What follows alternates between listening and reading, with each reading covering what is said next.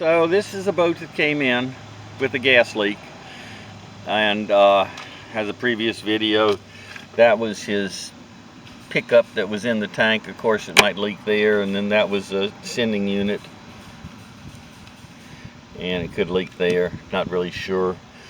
So we're just checking to make sure that all of that was done correctly. It wasn't leaking, and we cleaned out his bilge because there was gas in the bilge, and didn't want him to blow up.